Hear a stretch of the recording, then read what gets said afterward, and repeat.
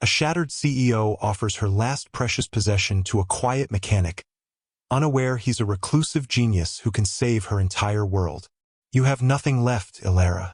Absolutely nothing." The words echoed in the cavernous, sterile silence of the boardroom, each one a hammer blow against the shattered fragments of her life. The pounding rain lashed against the floor-to-ceiling windows of the Vance Tower, a relentless and wild assault that seemed to mirror the storm raging inside Ilara Vance's soul. She stood alone in the ornate room, a fragile silhouette against the backdrop of a lightning-streaked sky, her impeccable suit feeling more like a costume from a life that no longer belonged to her.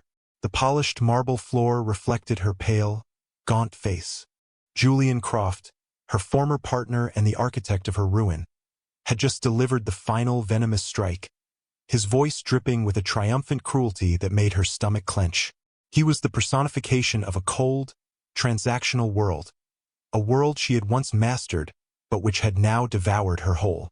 Her company, her fortune, her reputation. All of it had vanished, stolen by whispers of fraud and betrayal that he had so skillfully woven. She was left with nothing but a desperate, hollow ache in her chest and the weight of her daughter's future resting on her trembling shoulders. She felt the biting cold of absolute fear. She was alone. Ilara walked out of the gleaming skyscraper that still bore her name, stepping into the unforgiving rain without an umbrella. The crisp, powerful aura she once carried had been replaced by a quiet, dignified weariness, a profound exhaustion that settled deep within her bones. Each drop of rain felt like a judgment, soaking her threadbare coat and chilling her to the core. The city lights blurred into a watercolor of indifferent brilliance around her. She didn't know it yet, but this descent into darkness was the necessary prelude to an unimaginable dawn. Her only thought was of Lily, her 5-year-old daughter, whose innocent face was the one pure, unwavering light in her splintered world. Lily was waiting for her in their new home, a cramped, damp apartment miles away from the stately penthouse they had once occupied. The scent of mildew had replaced the fragrance of fresh-cut flowers.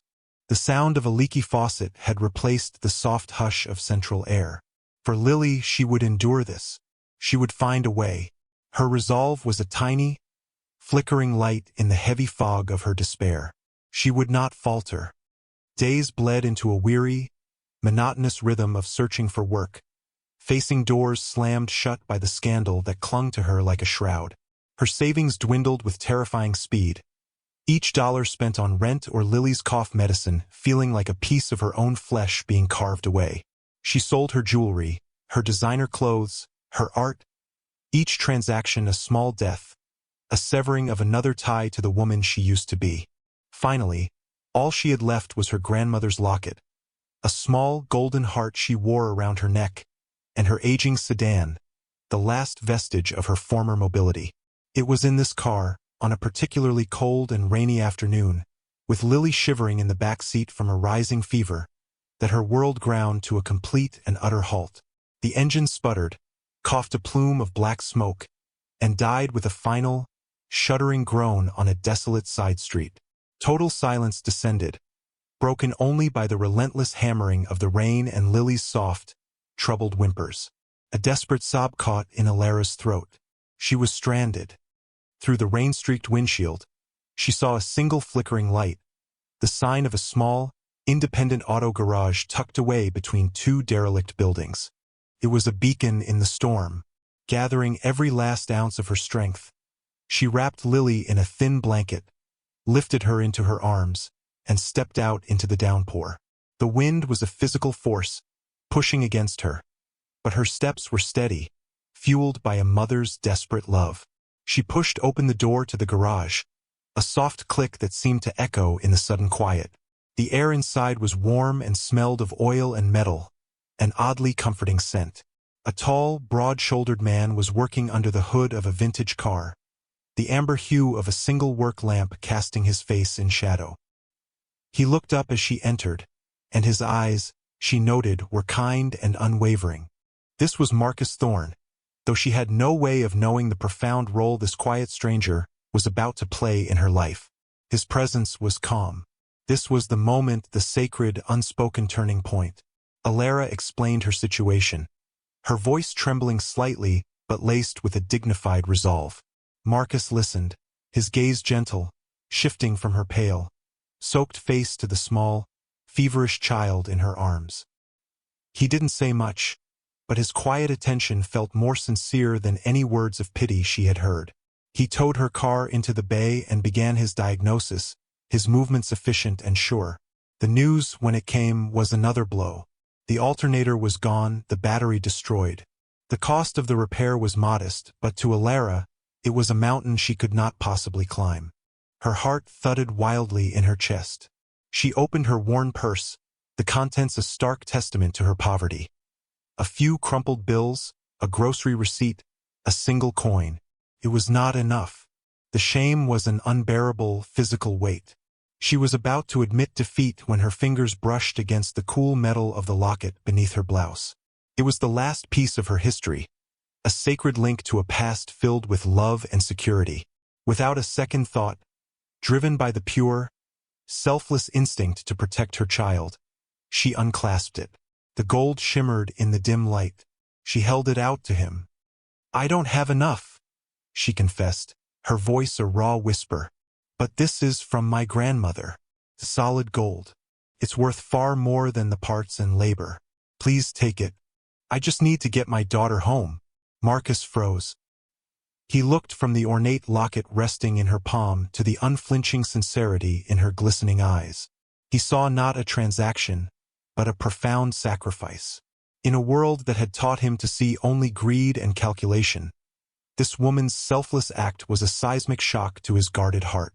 He saw the purity of her spirit, the depth of her love, and something inside him that had been dead for years, a part of him that vanished the day he lost his own family, stirred to life. It was a feeling of awe, of reverence for the resilience of the human heart. For a long moment, he was silent, the only sound the pounding rain on the tin roof. A quiet chuckle escaped his lips, not of humor, but of a deep, cathartic recognition. He shook his head slowly, his eyes never leaving hers. "No," he said, his voice soft but firm. "I can't take that." He reached out and gently closed her fingers over the precious locket. "Keep your heirloom. I'll fix the car. Consider it a down payment on better days." He turned away before she could protest, leaving her standing there in stunned disbelief. She gasped. Alara felt a wave of profound, overwhelming gratitude wash over her, so potent it made her knees weak. She tried to find the words to thank him, but they caught in her throat, tangled in the raw emotion of the moment. He simply nodded, a small, understanding smile touching his lips, and went back to work. While he labored over her engine, he brought her a steaming cup of tea and a thick, warm blanket for Lily, small gestures of kindness that felt monumental. In the quiet intimacy of the garage, surrounded by the scent of rain and oil, an unspoken connection formed between them. It was a fragile, tender thing, forged in a moment of shared humanity. She watched him work, his hands, though stained with grease, moving with a surgeon's precision. There was a deep, steady competence about him, a quiet strength that was both reassuring and intriguing. He didn't ask about her past or her obvious hardship. He simply offered help without expectation of reward. When the car was finally fixed, its engine purring with a healthy new life, she fumbled in her purse again, insisting on giving him the little cash she had. He accepted it reluctantly, writing her a receipt for the full amount and marking it paid in full. She didn't know why he did it. He was a mystery. The separation was brief and quiet. She thanked him again, her voice thick with unshed tears. He just gave her another one of his small, sincere smiles and said, "Drive safe. Make sure that little one stays warm," as she drove away. The garage's single flickering light shrinking in her rearview mirror, Alara felt a strange mix of hope and renewed sorrow. The mechanic's kindness had been a temporary reprieve, a warm shelter in the storm, but now she was heading back into the biting cold of her reality. The consequence of her financial ruin was a constant, heavy presence. The small apartment felt colder and damper than before, and Lily's fever had worsened. The doctor's visit cost more than she had, forcing her to use the money she'd set aside for the electric bill. A few days later, an eviction notice appeared on her door, a crisp, cruel piece of paper that felt like a death sentence. Her despair deepened. The world felt relentless, a series of impossible obstacles designed to break her. Every step forward was met with 2 steps back. Her quiet resolve began to fray at the edges, replaced by a brittle, fragile fear. She felt utterly shattered. Unbeknownst to Alara, her act of selfless kindness had set in motion a chain of events she could never have imagined. Marcus Thorne was not just a simple mechanic. He was a legend in the world of custom automotive design, a reclusive genius who had walked away from a billion-dollar tech empire he co-founded after a car accident claimed his wife and daughter. The garage was his sanctuary, his penance, a place where he could work with his hands and quiet the ghosts that haunted him.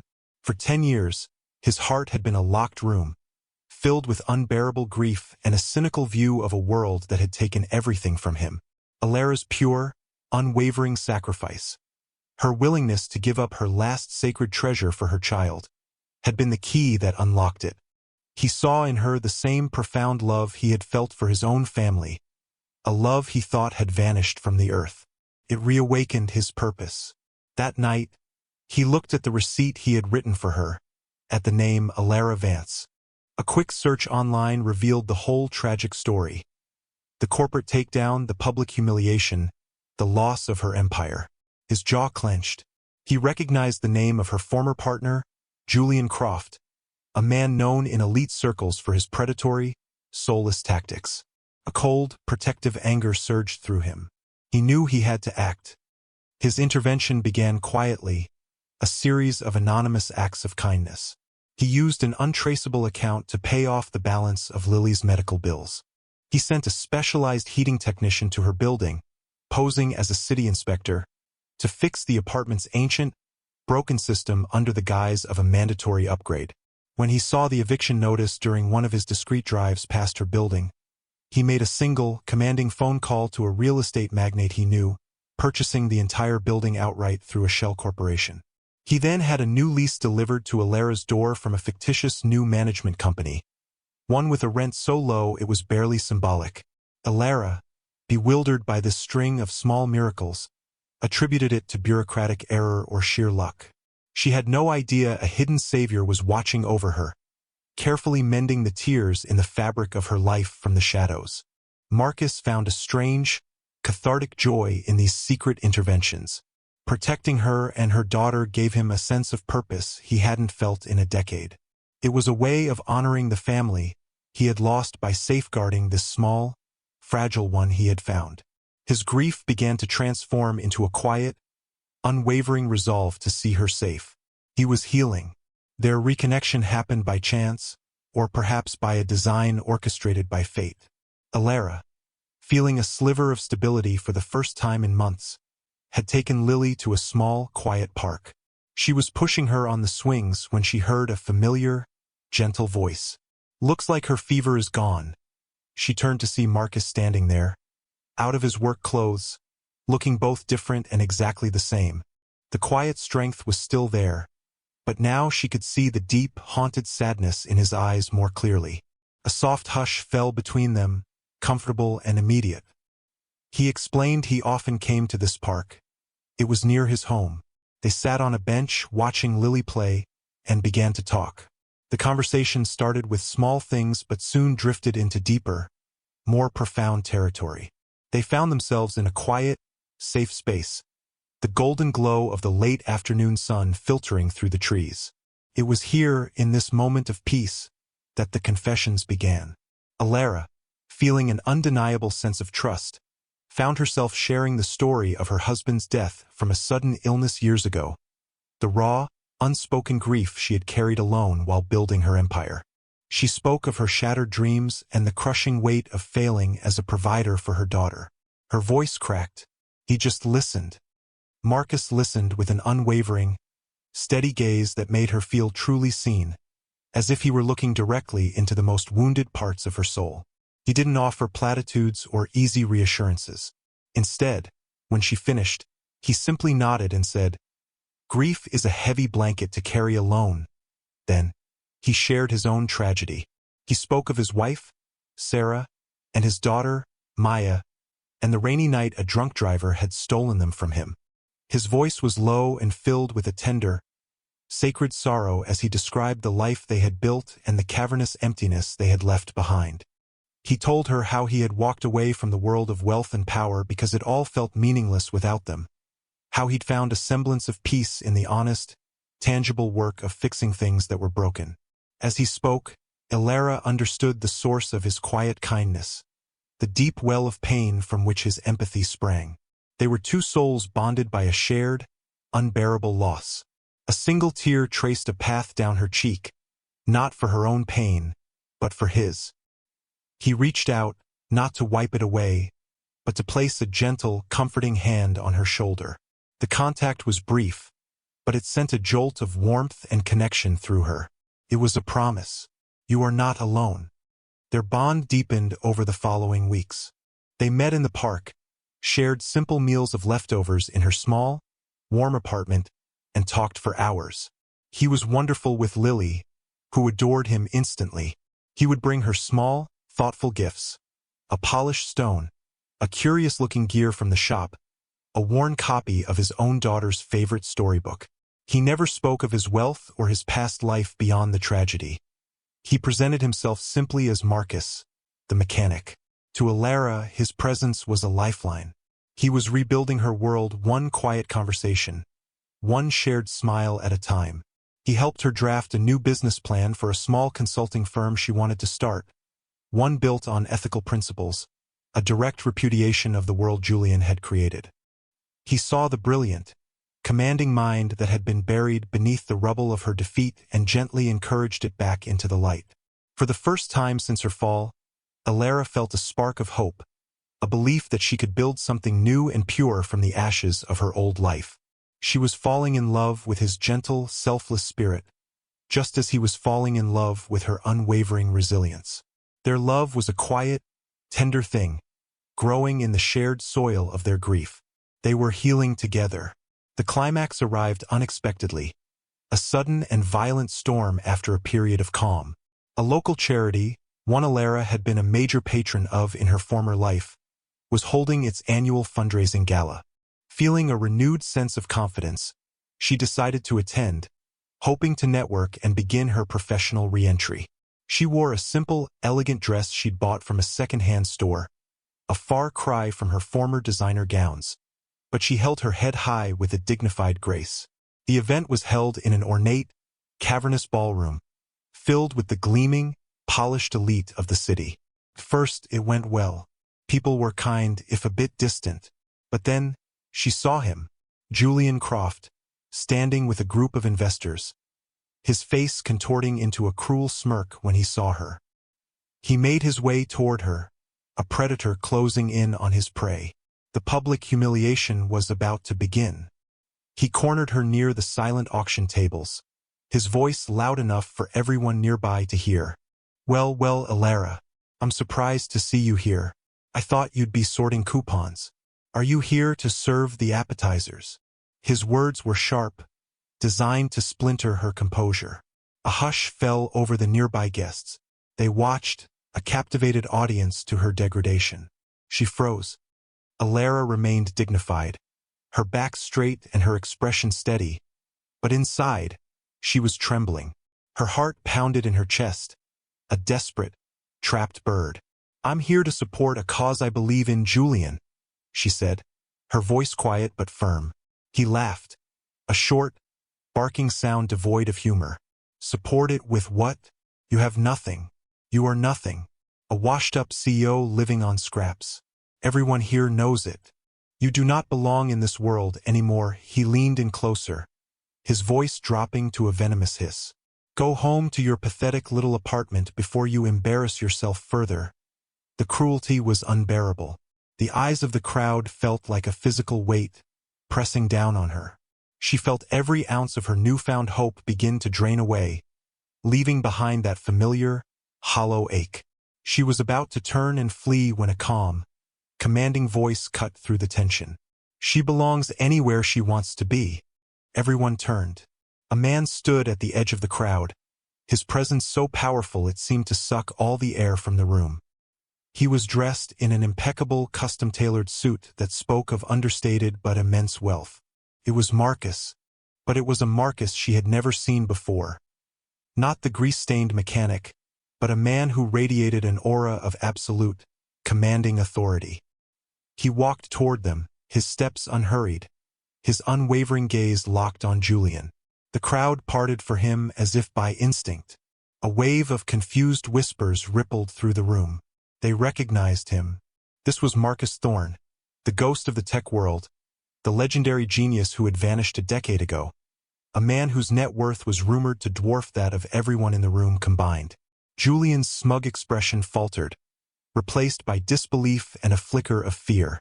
He gasped. Marcus stopped beside Alara, placing a protective hand on the small of her back. The simple, tender gesture was a stark contrast to the power he projected. He looked at Julian, his eyes as cold and hard as polished steel. A person's worth isn't measured by the balance in their bank account. Croft, Marcus began, his voice low but echoing in the now total silence of the ballroom. It's measured by their integrity, by their kindness, by their heart. And by that measure, Alara Vance is the wealthiest person in this room. He then turned his gaze to the stunned onlookers. This woman, who you all knew when she was on top, faced ruin with a dignity most of you couldn't comprehend.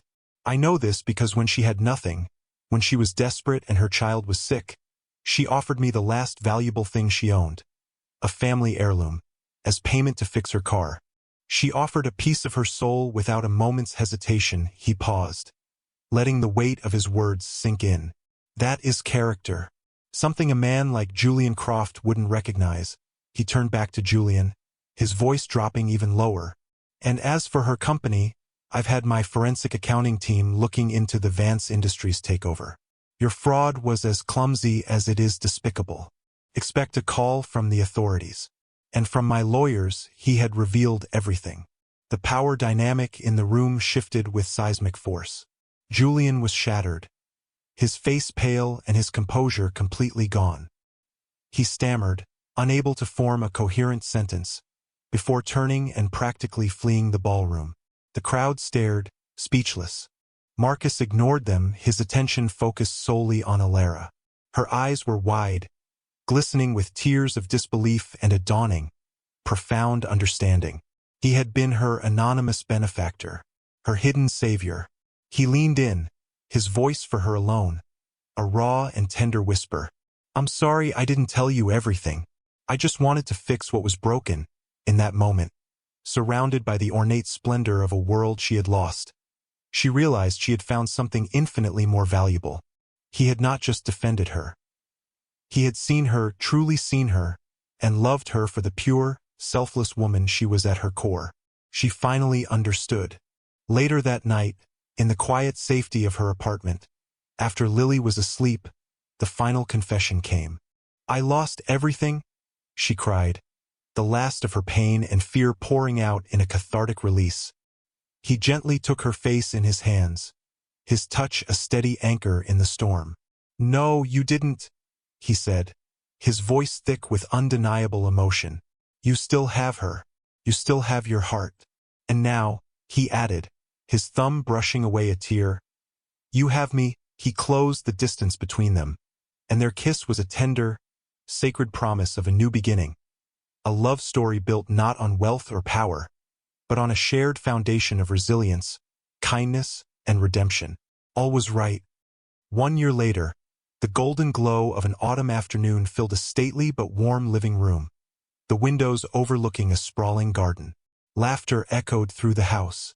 Alara, her face relaxed and radiant with happiness, sat on the floor, helping a healthy, beaming Lily put together a puzzle. The hollow, haunted look in her eyes had been replaced by a deep, steady light.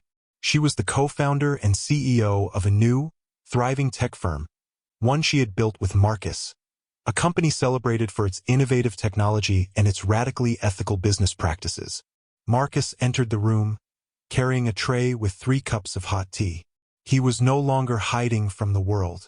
He had stepped back into a leadership role, but on his own terms, using his genius to create positive change. He knelt beside Alara, handing her a cup, his eyes filled with a profound, unwavering love. The ghosts of their pasts had not vanished, but they no longer haunted them. Instead, they had become a part of their shared story, a reminder of the darkness they had walked through to find this incredible light. They had built a new family from the shattered pieces of their old lives, a family founded on a quiet, selfless act of kindness in a rain-soaked garage. Their home was not a cavernous mansion, but a sanctuary filled with warmth, laughter, and the undeniable feeling of peace. They were whole. This story is a testament to the idea that our true worth is not contained in our possessions or our status, but in the purity of our hearts. It is a fable of how a single, selfless act of kindness can create ripples that change lives, reawakening hope in hearts that have long been closed to the world. Alara, in her moment of deepest desperation, performed an act of profound grace, and in doing so, she saved not only herself but also the man who would, in turn, become her savior. It reminds us that even when we feel we have lost everything, the core of who we are, our capacity for love, for dignity, for unwavering kindness, remains our most precious and powerful asset. If the story touched your heart, and you believe in the power of second chances and the redemptive nature of love, please let us know. These tales are for those who see the light in others, even when the world is dark, and for those who understand that the greatest treasures are not the ones we own, but the ones we give away. We invite you to like, share, and subscribe to Soulful Love Tales for more soul-stirring stories about the incredible connections that bind us all. We want to continue bringing you these inspiring narratives that affirm the goodness in the human spirit. We'll see you in the next one.